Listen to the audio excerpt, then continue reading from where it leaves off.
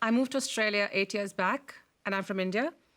Imagine you're in a relationship with someone who's exerting total financial coercive control over you as you live here alone, several hours away from any family in India, in a culture that venerated men, or at the very least, women with children. And you're someone who is traumatized after a devastating miscarriage. What is Australia doing for migrants, as myself from India and Asia, especially women in abusive relationships, to help them live with the stigma and erosion of self-esteem? What am I to tell other women in Australia and about Australia? That it let me down or rallied me to get me on my feet and supported me? Thanks for your question. Arman, I want to turn to you first on that. Yeah, I think that layer of cultural and linguistic diversity is one that we're, I guess, from my experiences, we're still trying to sort of understand. And the services that are out there, some of them do a great service and obviously address the needs, but there's a little bit more work that needs to be done in that space, I think. Minister? In 2007, I wrote a report entitled No Place to Go. And that was about culturally and linguistically diverse women in Western Australia and domestic violence. That was 15 years ago. And nothing has changed. You are absolutely right. And I want to raise two issues here. The first one is women on partner visas who are being abused, whether it's coercive control or whether it's violence, and the lack of services for them because they are not citizens. And the second one is the Hague Convention. Right now, we have Australian women fleeing abusive relationships from overseas, coming home to the safety of Australia.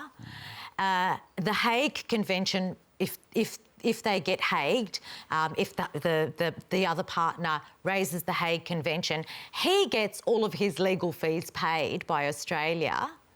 And the Hague Convention does not recognise family and domestic violence as a grave danger to the child. We are returning women to abusive relationships, to abusive situations. 80% of Hague cases now are women fleeing domestic violence. Are there any changes or any legislation that your government's considering in order to counter this?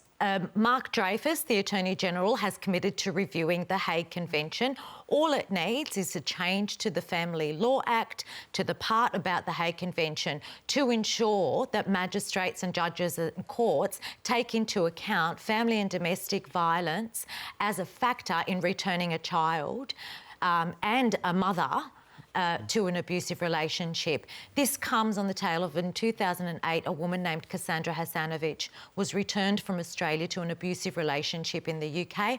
A year later, she was dead. I actually just wanted to bring in an observation I know that you've made in the past about the culture of equal share parenting in family law, vastly reducing women's abilities to make safe decisions. And I'm pretty sure that a lot of that comes into the challenges particularly faced by culled women. That's at the heart of a lot of the problems here too, isn't it? Absolutely.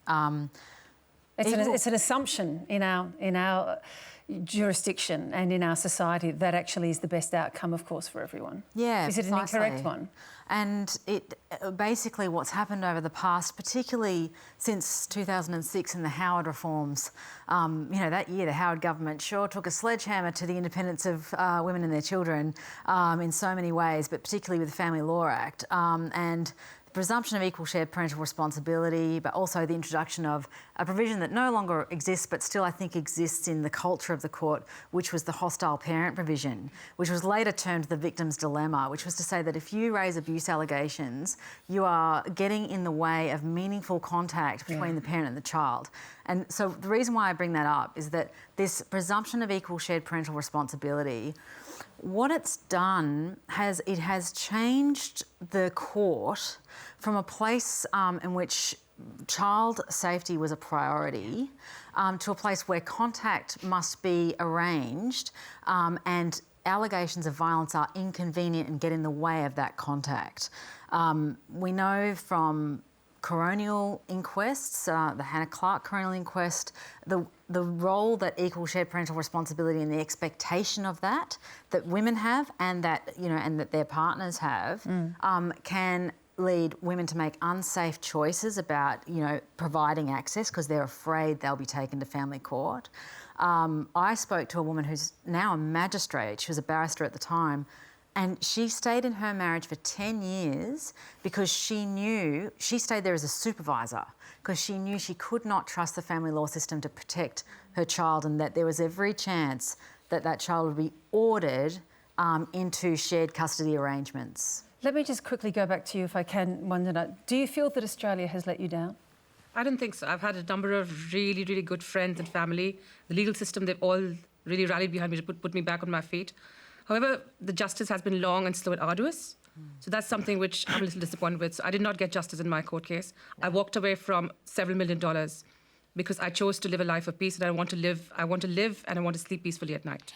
Can I just make a point here? Quickly, Anne. When I went to the judge to seek a restraining order after I had been beaten black and blue, the judge looked at me and he said, "Do you really want this? Surely your culture has ways of dealing with this." I was told that to a minister. That cultural excuse persists. That cultural defence persists.